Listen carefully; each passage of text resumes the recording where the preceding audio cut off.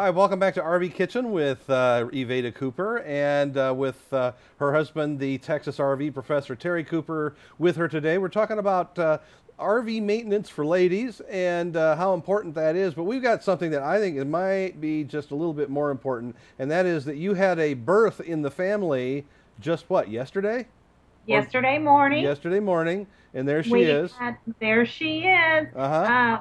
Uh, my sister-in-law raises goats among other things that she has. She has quite the farm. Uh-huh. And yesterday morning we had the birth of a beautiful little goat. Her mother's name is Sweet Georgia Brown. So Okay. now we are out trying to name the little baby girl, and it needs to be a name that starts with the letter G.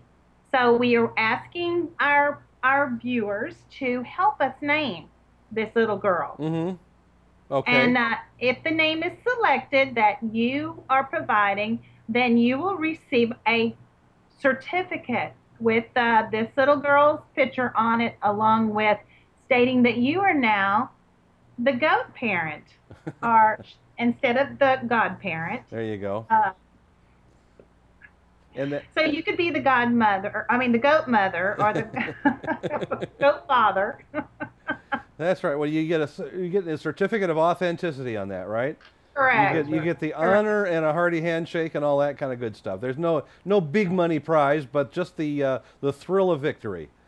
There you Absolutely. go. Well, if you want to do that, if you want to help name, they're calling her Miss G right now because there is no name.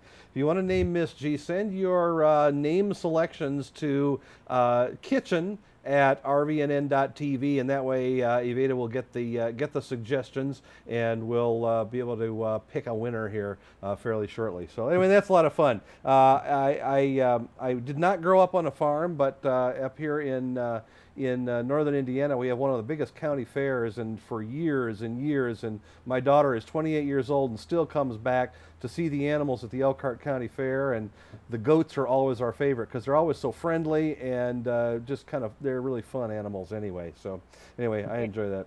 So getting back to RV maintenance for ladies, you folks cover about the course that you do. You do this a couple of different ways. The originally as a webinar, correct? That's true, Dave. It is a webinar.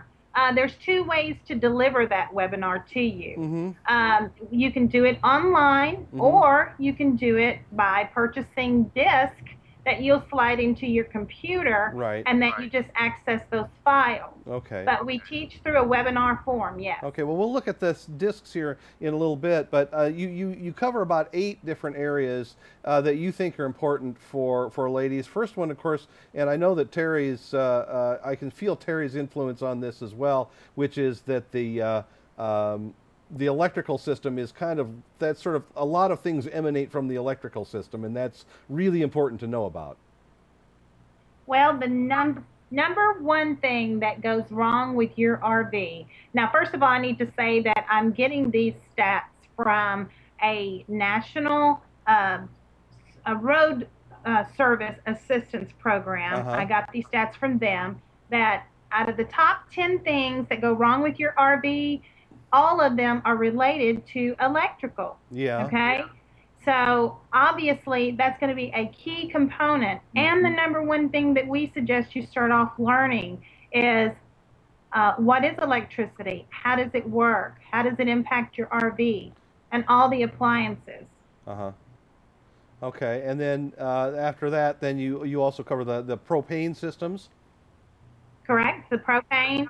I'll go through the list really quick. The propane, the water systems, water heaters, furnace, air conditioning, refrigerators, and the exterior. That is our 8 areas of learning. Mm-hmm. However, Dave, what I want to do in this segment is touch upon each one of those Okay. briefly, Okay. telling you or asking some questions and then giving you the answers, and seeing where you fall as a viewer, or Okay. even you, Dave, on what your knowledge is of RV maintenance. Okay.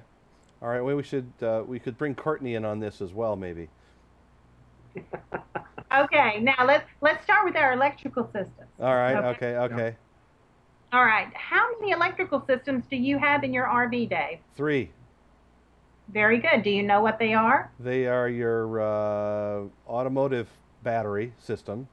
You have your deep cycle battery, and then you have the shore current, the one that you plug into the pedestal, right? All right. Courtney, tell him what he won. Not yet. Oh, Not yet. We're oh, just okay. starting. Okay, okay. Well, that's not Okay. that was an easy one. Okay. That was a All softball right. question, I'm afraid. Well, Now, if I've been listening to Cooper long enough, I'm gonna know that one, or else I have to turn in my badge or something. okay. Let's say, for instance, Dave, that your slides don't work. Okay. You get to your campground and you can't get your slides out. What are you going to do? Well, probably check to make sure that the deep cycle battery is charged, because that may be what they're running off of. The other Okay. thing is, I mean, you check for Batteries. after you check for blockage and things like, that kind of normal stuff, like is something preventing it, and you're sure if the motor's not running at all, which you can usually tell, I would think, that you can Okay. tell if Would it's you even trying. ever think maybe to go to your panel box and check your fuses? Probably, yeah, yeah, I think so. Okay. Because you check to make sure nothing, you haven't blown a breaker or something like that, right? Right. Now, when you travel with your RV, do you travel with a voltometer? With a what? A voltometer? A volt ohm meter? Let's see. Not always, no. Okay. Well, I suggest that you do. Okay. Okay, because having that, you can actually pinpoint where your trouble, at least locate possibly where your troubles are coming from. Uh huh. Well then, Okay. but can I just go next door and borrow one from the guy that remembered his? That would be the next best thing. Yeah, Yes. that's the next best thing, but it might make you an annoying fellow camper after a while. All right. Well, I have heard from a lot of women who have already been involved in this program, Hmm. and up until they learned this, the number one thing they would do is get when they park is throw the hood up, and Hmm. when everybody around the park sees that hood up, then they know it's a distress call. So That's everyone right. comes to help. But we're trying to eliminate that, trying to keep you from being at the mercy of those around you. Okay. All right. Now, what? Let's move on to what about the propane system? What do you got for me? Hit me. Okay. Well, you're getting out of order, Dave. I am. Okay. Yeah. No, he's Well, uh, because my propane paper is not in front of me. That's oh, the reason I said that. Wait a minute. Wait a minute. Just you can't keep up then, huh? Okay. What I want to talk about next is water systems. Oh, okay. Okay. Um, there are two different water systems in your RV. Do you know what those are? There's your fresh water and your black water, I guess. Okay. That's Am I fine. close? There's a gray water system too, but it's sort of tied into the black water. I may be off on that one. I think he's smarter than a fifth grader.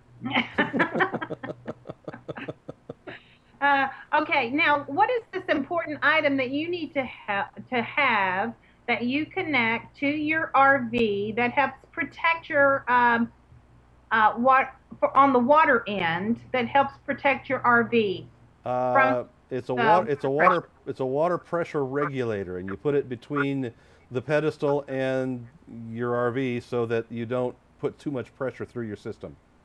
Okay, and what happens if you don't have one of those? You might wake up with wet feet. In the And or for yeah, that. you might have a surprise flood.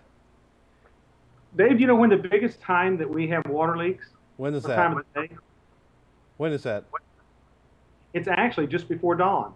Uh huh. Because was that Because why? that's what Because the it biggest takes. water pressure is that we have from coming in from the city. Oh, I see.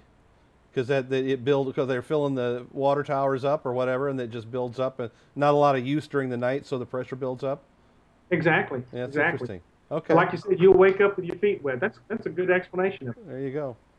All right. Okay, now if you were having sewer gas coming up into your RV, What would be some of the things that you would check, Dave, if you were to have this problem? Well, I would probably check to make sure that I had. Boy, I don't know. That's not one I'm. I would probably check to make sure that the holding tank wasn't like over full, for starters. That that I didn't have a problem there. Although that's not usually going to be the problem. I wouldn't think, unless people get really careless. Um, hmm. I don't know. Is that a venting issue? I believe that it is. My goodness. Hey, he's all right.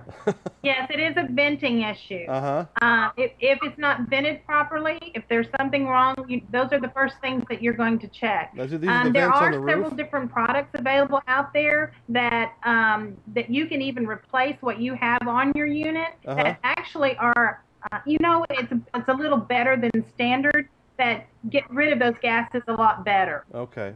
All Okay? right. What is the name of that product? The one that swivels?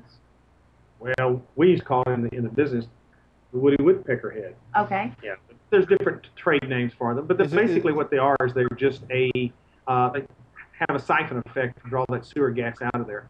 From the roof. It's up on the roof then. Correct. Okay. Another issue that we run into a lot of times, particularly if the RV's been sitting vacant for a while, the water in the P-traps will dry out, and that water drying out like that allows that sewer gas to come through. Right. Yeah. Once you start using the sinks again and stuff like that, that problem disappears probably. But you're does. right. You might Exactly. notice when you first walk in pretty good. All right. Yeah. All right. Well, we are going to go take a break here real quickly, and then we will be back with more from Evada and Terry Cooper down there in Somerville, Texas, with RV maintenance for ladies. So don't go away. For more TV like this from the world of RVs, head to rvnn.tv.